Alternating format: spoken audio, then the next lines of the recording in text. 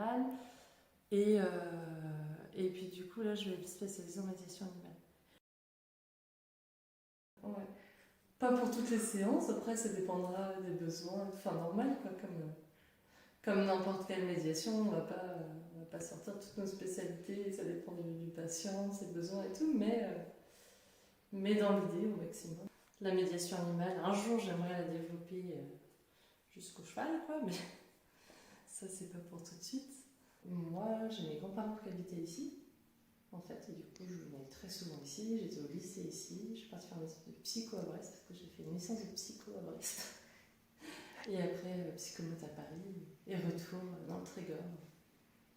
Donc voilà. J'ai été au CASP et j'ai été en rééducation pour un enfant. Donc ouais. Et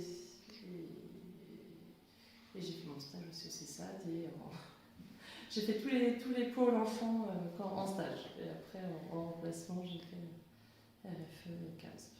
Donc un truc tout bateau parce que en libéral, normalement, ça ne va pas être des gens trop dépendants, mais ça peut être sur de l'aide à la marche, l'équilibre pour justement limiter les risques de chute et de se retrouver en EHPAD ou à l'hôpital. Enfin voilà, ça peut être plus dans la prévention finalement, et dans un début d'accompagnement pour maintenir un maximum d'autonomie à domicile. Ça, c'est le genre de choses où j'ai des compétences aussi. Ce qui est chouette déjà, c'est le partage de compétences, de pouvoir se mettre en lien, tout ça, avoir la bonne ambiance. Enfin, le libéral c'est chouette, mais on peut être potentiellement tout seul. Là, on retrouve une ambiance d'équipe comme en structure. Donc ça va être chouette. Surtout que je sais que les gens ici sont sympas. Il y a une bonne ambiance, il y a les kinés en face, il y a les médecins, donc tout ça c'est vraiment chouette. Et puis cette salle avec Charlotte, au final on s'est dit qu'on se ferait sûrement des séances peut-être communes sur l'accompagnement à la parentalité, enfin voilà, peut-être des ateliers plus ponctuels sur des thématiques particulières, donc pour éviter que...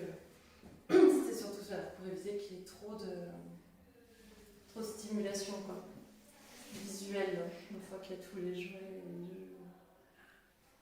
C'est un peu l'idée que ce soit caché.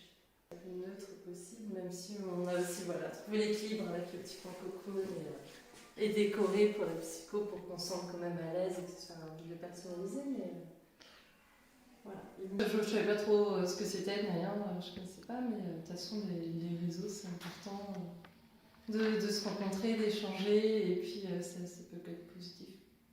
Pour nous, en tant que thérapeute et pour les patients, forcément par rebond. Je surfe, je me promène avec ma chienne, je cours et je vais reprendre l'équitation bientôt.